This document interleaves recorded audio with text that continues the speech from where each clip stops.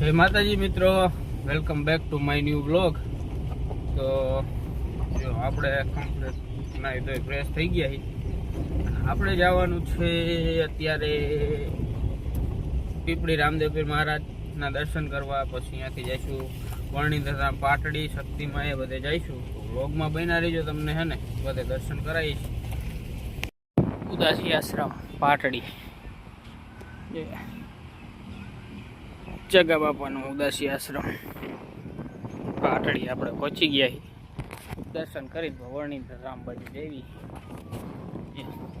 મંદિર, ગાડીઓ પડી મંદિરે, મહાદેવનું મંદિર છે સરસ મજાનું, જો છે ને જગદીશ્વર મહાદેવ।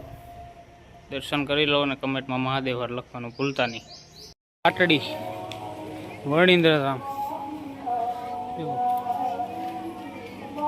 મંદિર है ને સરસ। આ બાજુ પ્રદર્શન है, ટિકિટ બારી है, ટિકિટ લઈને અંદર જવાનું। આપણે ઘણી વાર જઈએ તો આપણે જઈશું નહીં અંદર, આપણે આંટો મારી નીકળી જવાનું। અત્યારે લગી સૂતા હતા, કારણ કે આપણે કાલના આટનો ઉજાગરો હતો એટલે સૂઈ ગયા હતા। પાણી ભરવા આવ્યા હતા, પાણી લઈ સૂઈ જવું હજી પા। શક્તિમાનું જન્મભૂમિ, પ્રાગટ્ય ભૂમિ પાટડી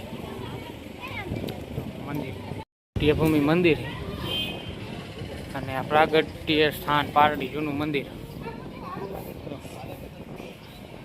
દર્શન કરી લેજો। જો આ કંઈક આવો પાટડીનો નજારો છે। અમારે રાજવીર, પૃથ્વી, અહીંયાથી નીકળવાનું આપણે સીધું પીપળી, બરાબર। તો પીપળી રામદેવપીરના દર્શન કરવા પડશે, પગમાં બન્યા રહીજો। પીપળી પહોંચી ગયા અને આજ છે પૂનમ, એટલે જો ગળદી કેટલી ગળદી છે ફૂલ।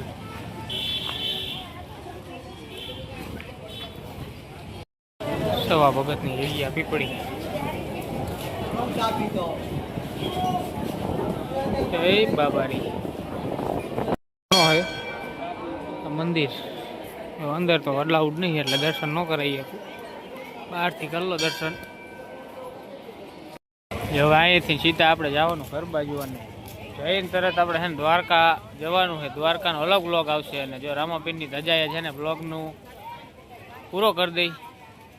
તો નવા હોય ને તો સબસ્ક્રાઈબ કરી નાખજો।